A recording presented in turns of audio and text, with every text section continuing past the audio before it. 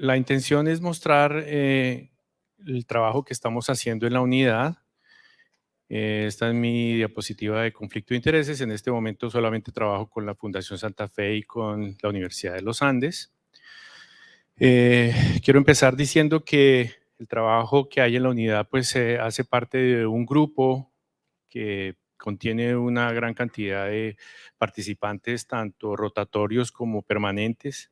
Dentro de los rotatorios, los estudiantes, los internos y los residentes son invaluables en el empuje que nos dan para la parte académica, la parte de enfermería y la parte administrativa. También es un grupo muy importante para nosotros que nos ayudan a solucionar los casos día a día.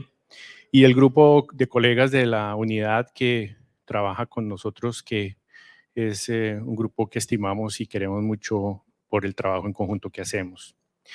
El equipo de trabajo entonces ha recogido una gran cantidad de información en tamizajes de primer trimestre y se nos ocurrió hace unos meses, a comienzos de este año, pensar en ductus venoso. ¿Cuál es la utilidad del ductus venoso en primer trimestre? Y pareciera que fuera una respuesta que ya está totalmente dilucidada a la luz de la evidencia y de las publicaciones que existen, pero haciendo una revisión un poco más profunda y tal vez por la experiencia propia, porque como vemos, el tamizaje primer trimestre tiene un gran componente de reportes de ultrasonido, un gran componente de marcadores bioquímicos y todos los datos de historia clínica, examen físico y datos sociodemográficos de la paciente, que en conjunto pues entran a un software. Y nos dábamos cuenta que el ductus está embebido ahí dentro de todos esos marcadores, de todas esas variables, que son más de 20 que introducimos en el software. Y esta vez es como detrás de la translucencia nucal, que es como la principal, como la más importante que nos reúne ante un tamizaje. Y nos pasó alguna vez que hicimos un ductus y le hicimos el IP y nos salió un IP poquito extraño, y esperamos al final, cuando terminamos todo el análisis del feto, y incluir las pruebas bioquímicas, y incluir las tensiones y el peso y todas las variables maternas, y nos dio todos los riesgos normales, nos dio los riesgos bajos. Obviamente el ductus no estaba con la morfología clásica de patología, y nos quedó la duda ahí, porque pues siempre hacemos un análisis de la morfología más que de la velocidad o de la resistencia, de sus resistencias.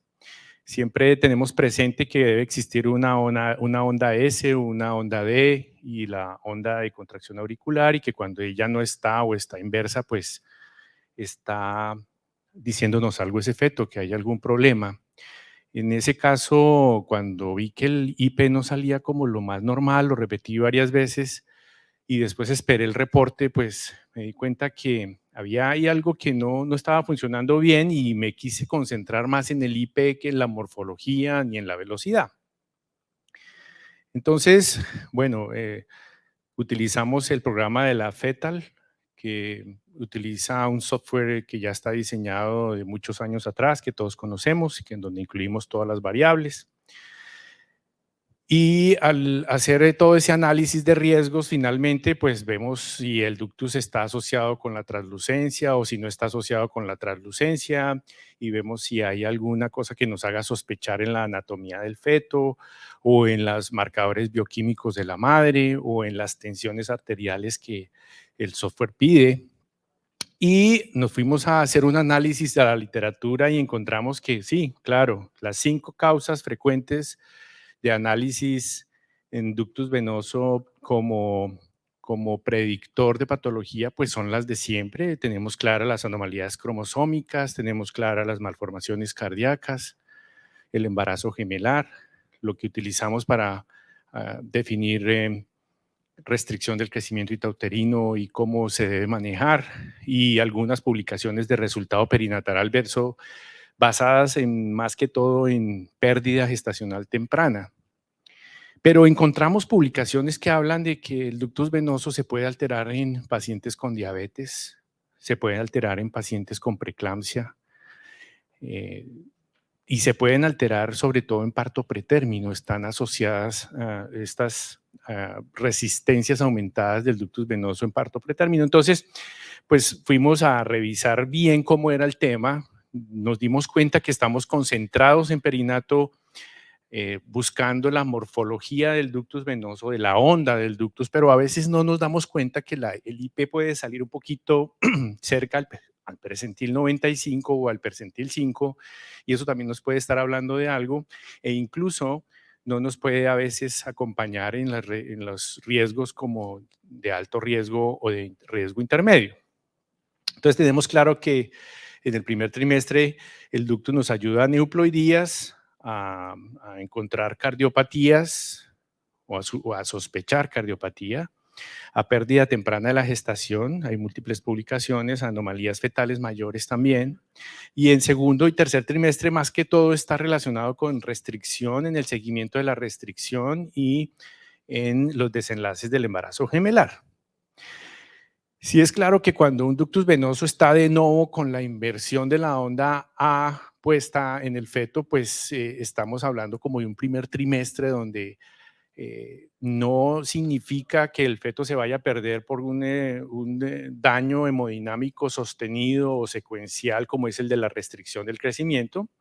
Y cuando estamos ante un cambio progresivo de la onda, en cual la primera la vimos muy bien ubicada dentro del espectro como la morfología que conocemos y después se altera, pues ya no tiene que ver más con el primer trimestre, sino con el segundo y tercer trimestre. Entonces, hicimos rápida la revisión. Ductus venoso en anomalías cromosómicas, pues claramente está totalmente sustentada. Tiene el ductus una característica especial porque es un vaso muy especial que, a pesar de que sea venoso, tiene unas características de elastina, tiene unas características de succión de la sangre y de velocidad de la sangre desde la circulación umbilical hasta la circulación cardíaca, que no la tiene ningún otro vaso y que claramente se altera cuando hay una alteración de, sobre todo, esa elastina y de ese endotelio vascular por un síndrome genético, por ejemplo, o por otras alteraciones. Pero en este caso está muy bien descrito en las anomalías cromosómicas. En las cardiopatías también. En las cardiopatías, pues cuando hay una cardiopatía mayor, claramente también se ve un ductus alterado como también una translucencia alterada, porque su hemodinamia está bastante comprometida desde el comienzo de la gestación. En el mal resultado perinatal, los artículos desde el comienzo del siglo XXI y finales de la década del 90 también han mostrado una serie de relaciones, sobre todo con pérdida gestacional temprana y óbito fetal, y que ese óbito fetal después nos llevó a hacer un análisis en la década de los 90 y a comienzos de los 2000 en restricción de crecimiento, haciendo todo el análisis hemodinámico de los fetos. En desenlace del gemelar también, súper importante, también la hemodinamia de las complicaciones del embarazo gemelar monocorial principalmente, de la transfusión gemelo-gemelo, de la policitemia, anemia policitemia, de la restricción selectiva, en fin. Y también está muy claramente descrito en la literatura. Y bueno, uno de los que más usamos después del segundo trimestre, que es el de restricción del crecimiento, donde claramente está asociado a malos desenlaces perinatales cuando la onda A desaparece o se invierte. Entonces dijimos, bueno, en nuestra población, ¿cómo se comporta el ductus? ¿Cómo nos va? Y no encontramos población latina claramente con resultados o con tablas de ductus para Colombia o para Latinoamérica claramente establecidas, porque lo que queríamos era saber, bueno, si tenemos un tamizaje normal, si tenemos unos riesgos bajos, si tenemos unos fetos estructuralmente normales, tenemos una morfología del ductus normal, pero el índice de pulsatividad se me acerca al percentil 5 o se me acerca al percentil 95 y no me gusta esa onda porque es una onda muy picuda para lo que uno ya empieza a conocer después de tanta ecografía que uno ha hecho. Es una onda de un ductus muy picudo, pero no da una morfología totalmente extraña. Entonces dijimos, pues vámonos al parto, vámonos a todos los tapizajes que tenemos, pues miremos cuáles nos ha ido bien y mal y cómo nos ha ido con esos pacientes. Entonces buscamos edades estacionales al parto, buscamos pérdida gestacional, buscamos pacientes que ingresan a la unidad de cuidado intensivo neonatal y buscamos 4 desenlaces. Dijimos, bueno, miremos a ver, nada que ya esté descrito, pues tomamos un ductus en un feto normal en primer trimestre y vamos a relacionarlo con algo que no está descrito. No queremos saber si tiene cromosomopatía, no queremos saber si tiene alguna alteración especial que ya está descrito, alteración cardíaca. Buscamos recién nacidos pretérmino, bajo peso al nacer, pérdida gestacional, ingreso a la unidad de cuidado intensivo. Y entonces nos dimos cuenta, como les mencionaba, que no había una tabla de ductus para Colombia o para un país cercano a nuestro. Y nos pusimos en la tarea de hacer una tabla. Entonces, recogimos desde el 2018 hasta el 2021 los tamizajes que habíamos hecho en la unidad de medicina fetal de la unidad, de la fundación, a un total de 948 pacientes y teniendo unos criterios de inclusión, especialmente que tuviéramos el parto en nuestra fundación y que pues no tuviera cromosomopatía, no tuviera alteraciones cardíacas, nada asociado a lo que ya está descrito. Miramos cuántos pacientes podíamos analizar, encontramos 529. Nos fuimos al SPSS, les hicimos una prueba de normalidad para ver si cumplía con una distribución gaussiana que requiere el estadístico para que corra y se le aplicó la prueba de Shapiro-Wilk y se encontró que era una distribución normal y se pudieron sacar los percentiles y pudimos describir que para Colombia, o por lo menos para nuestra población, porque no hay otros reportes, pues tenemos un percentil 5 del 0,69 y un percentil 95 de 1,27. Y eso nos sirvió para hacer un siguiente 5, el percentil 5 es 0,69, el percentil 95 1,27. Y eso nos sirvió entonces para pues describirlo en una publicación y la mandamos al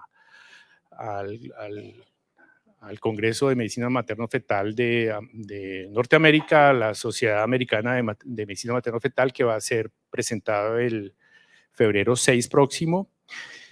Y podemos describir que teníamos unas tablas de normalidad con un intervalo de confianza del 0,99 al 1,11 y, como les decía, unos percentiles 5 y 95 por debajo de los cuales considerábamos que algo no estaba bien y por encima de los cuales tampoco estaba bien ese reporte de IP. Y al tener esa presentación, pues dijimos, ahora sí vámonos derecho a ver qué es lo que puede pasar con un percentil 5 bajo o con un percentil 95 alto en nuestros pacientes.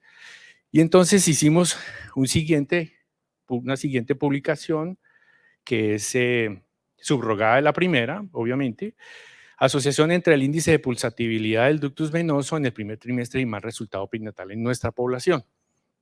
Encontramos también de los 948 pacientes, 523 que pudieron cumplir con todos los criterios de inclusión y encontramos que había claramente una asociación cuando hicimos una tabla tetracórica donde cruzábamos mal resultado perinatal, sí o no, con ductus venoso patológico, sí o no, pues nos daban todas las P significativas. Claramente es evidente que hay una asociación entre mal resultado perinatal cuando los ductus venosos salen por debajo del percentil 5 para nuestra población o por encima del percentil 95.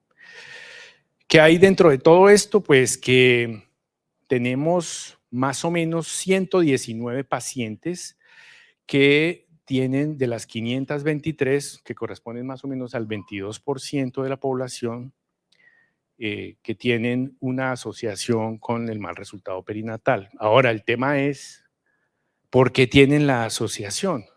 Y en eso estamos ahora, porque pues ver mil historias, que comenzamos con 1000 historias, analizar 3 bases de datos, la base de datos del reporte ultrasonográfico, analizar la base de datos de la FITAL, analizar la base de datos de partos del sistema GISIS de la fundación, pues nos consumió muchísimo tiempo, y gracias a los estudiantes internos y residentes que han estado con nosotros en estos meses acompañándonos y ayudándonos, pues hemos encontrado que hay un 5% de los 119 casos que tienen aborto, hay un bajo peso al nacer de 15%, hay un ingreso a UCI de recién nacidos en un 31%, pero la que más nos llama la atención es el parto pretérmino. Casi la mitad de la población tiene parto pretérmino, y ahí estamos en estudio.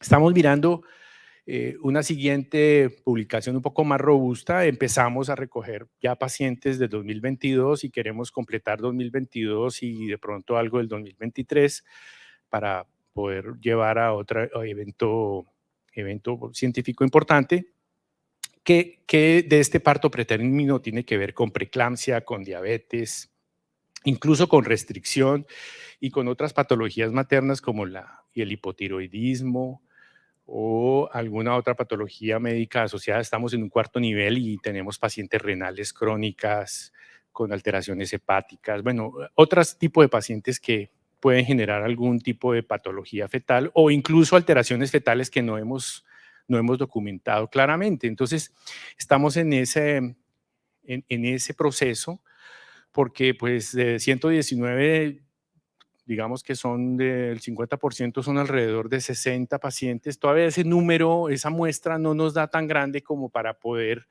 hacer algunas cosas especiales con patología por patología. Tenemos que engrosar un poco más esta muestra para poder decir algo. Entonces, y lo otro es que podamos pasar a un estudio prospectivo que nos da un poco más de fuerza estadística y epidemiológica para decir cosas.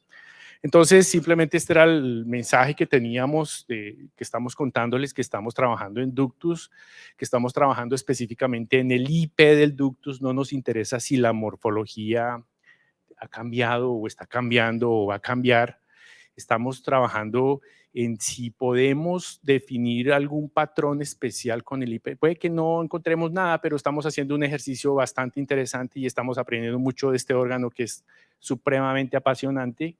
Y queremos pues decir que la resistencia del ductus venoso alterada es muy útil para identificar pacientes de riesgo y sobre todo de mal resultado perinatal. No solo la morfología, que existe una asociación estadísticamente significativa entre un IP alterado para nuestra población con el ductus venoso, con el mal resultado perinatal, que las tablas de valores normales en la población en estudio, que son nuestra población en Bogotá, es de suma importancia para poder identificar verdaderos fetos en riesgo y verdaderos fetos sin riesgo, y por eso hicimos un ejercicio previo de conocer los valores nuestros, nuestra población, y que ojalá la pudiéramos unir con otras poblaciones de otras ciudades del país. Y la utilidad del ductus va más allá del tamizaje de patologías frecuentemente descritas en primer trimestre, como ya lo sabemos y como está publicado en diferentes estudios. Muchas gracias.